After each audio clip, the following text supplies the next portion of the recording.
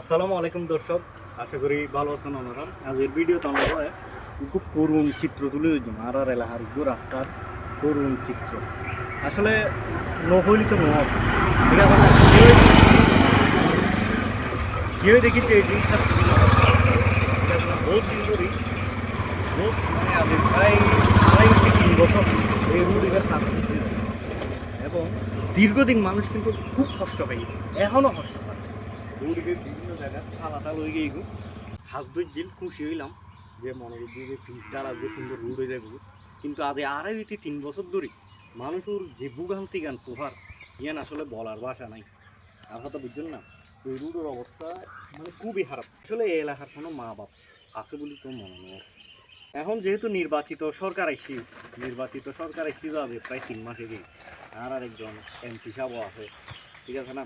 তাই এমপি সাহেবের কাছে অনুরোধ করব, বর্তমানে যারা ক্ষমতাত আছে, দেশ পরিচালনার দায়িত্ব আছে, তার কাছে আমি কি অনুরোধ করছি, এই রুট তো কিনে কি এই রুটের দিকে কিনে নজর দিবেন লাই।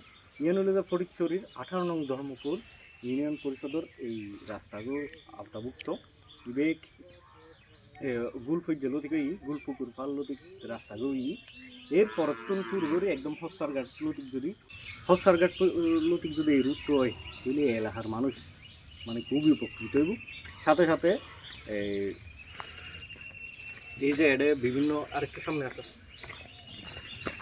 এই যে এটা মানুষের যে ভোগান্তি বর্তমানে ভোগান্তি গান দূর হইব, ঠিক আছে না? তাই কোনো যারা যথাযথ কর্তৃপক্ষ আছে এখনো আছে অনুরোধ জানাই এই রুটটো যাতে কী করে এই রুটটার মুখে কিনে দৃষ্টি দেয়, ঠিক আছে না?